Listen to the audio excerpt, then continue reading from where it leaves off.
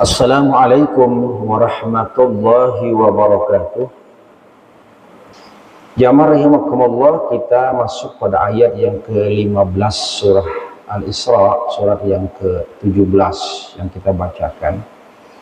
A'udzubillahi minasyaitonir rajim. Man ihtada fa innama yahtadi li nafsih. Barang siapa yang berada dalam petunjuk dengan ketaatan kepada Allah, fa innama yahtadi li nafsih, maka keberuntungannya, pahalanya kembali kepada dirinya sendiri.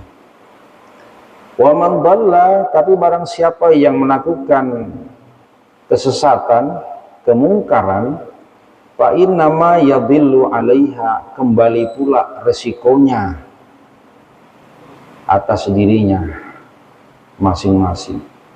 Wala taziru waziratu wizra ikhra, dan tidaklah seseorang itu bisa menanggung beban dosa orang lain. Wa ma kunna mu'adzabina hatta nab'atha rasula, dan kami, kata Allah, tidak akan mengazab siapapun dia sehingga atau sampai kemudian Rasul diutus ke hadapan yang menyampaikan ajaran Islam. Jamaah rahimakumullah, ayat sebelumnya, ayat yang ke-13 ke-14 itu menyatakan bahwa setiap orang dikalungkan amalnya masing-masing ke lehernya. Begitu dekat amal kepada seseorang, orang kepada amalnya, begitu dekat. Entah itu amal baik atau amal buruk, maka setiap orang dikalungkan amalnya masing-masing di lehernya sendiri, sehingga tidak ada yang luput. Kesalahan ditulis kesalahan, kebaikan ditulis kebaikan lewat malaikat raqib dan atid. Lalu pada ayat yang ke-15 ini Allah menegaskan kembali, maka barang siapa yang kemudian melakukan kebaikan dalam petunjuk yang sudah digariskan, maka dia akan mendapatkan balasan atas kebaikannya. Dan demikian pula kalau dia melakukan kejahatan, masuk ke dalam kesesatan pun resikonya kembali kepada dirinya. Kaum muslimin rahimakumullah, maka orang itu ditentukan oleh amal perbuatannya. Amal perbuatan menentukan seseorang, baik atau buruk. Baik buruk itu kemudian muncul atas apa yang menjadi kehendak dan kemauan seseorang. Jika dia berkehendak berbuat baik, maka dia baik, Allah balas sesuai kehendak kebaikannya. Dan barang siapa berkehendak melakukan keburukan, kemungkaran, maka dia akan mendapatkan balasan sesuai dengan yang diinginkan.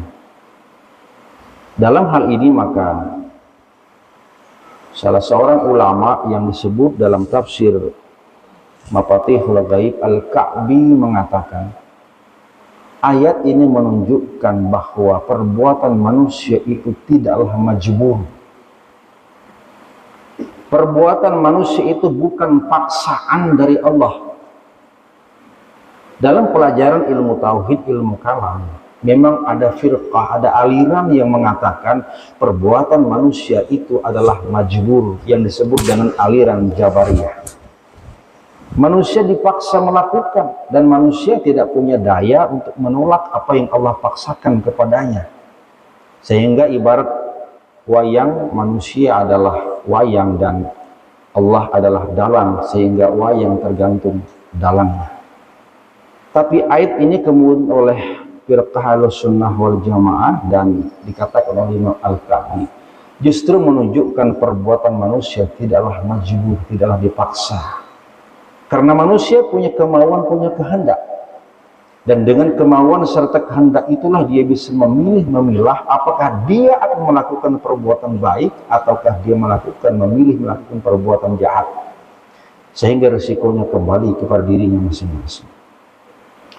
Jamaah rahimakumullah, Allah menciptakan segala-galanya. Iya. Innallaha ala kulli syai'in qadir. Allah berkuasa atas segala-galanya. Allah menciptakan kita, seluruh diri kita Allah menciptakan, termasuk kehendak.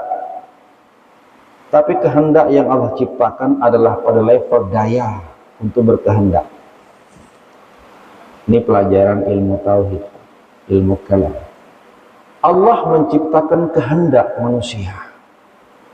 Maka dengan kehendak itulah kemudian, mohon maaf, Allah menciptakan daya untuk manusia. Dan dengan daya itulah manusia bisa berkehendak.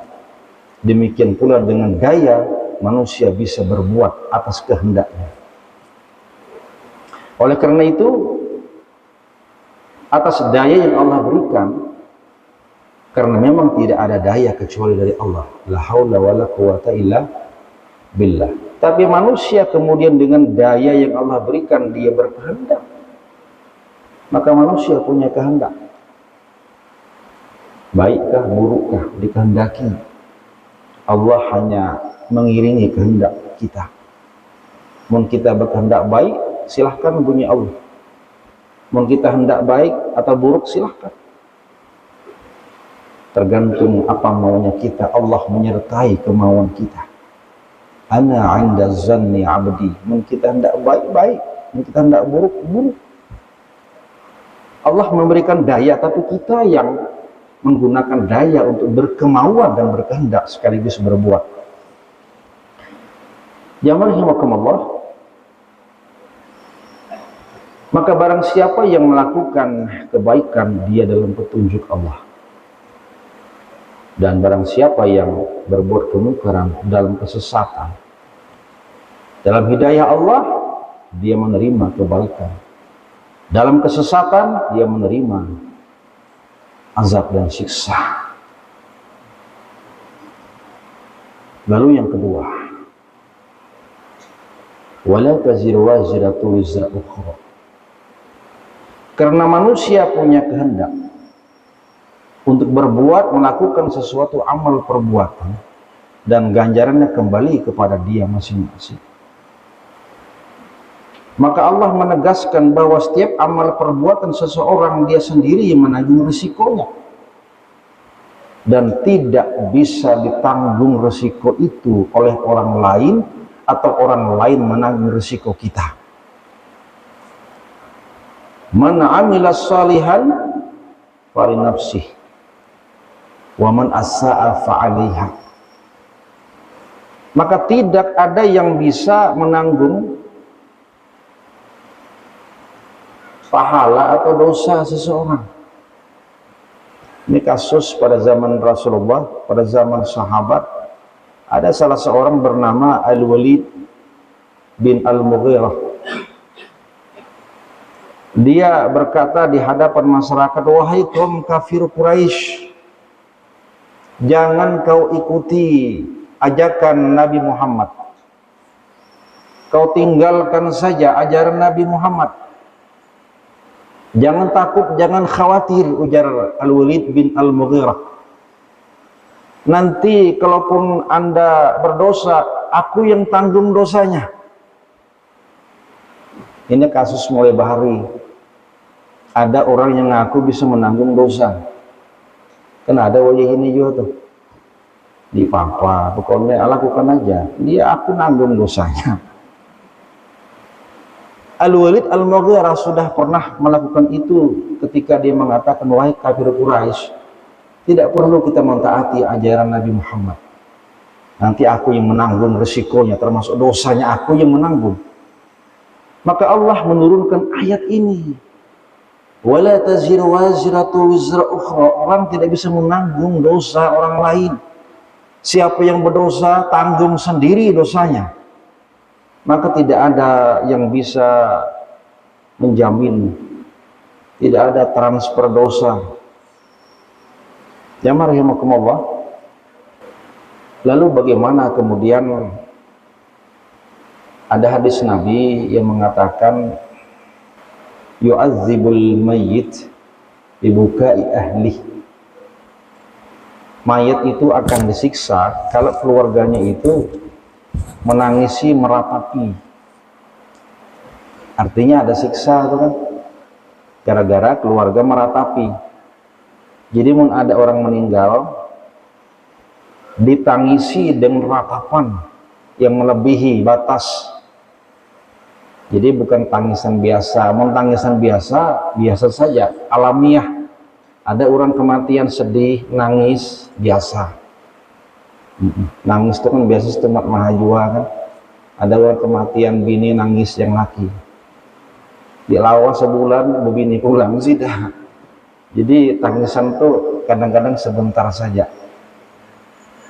Tangisan biasa saja, tapi yang dimaksud dengan buka di sini adalah ratapan yang melebihi. Dan itu menjadi tradisi Arab jahiliyah. Bahkan saling diwariskan dan diwasiatkan, dia mun aku mati ya ratapi. Maka ada ratapan kematian.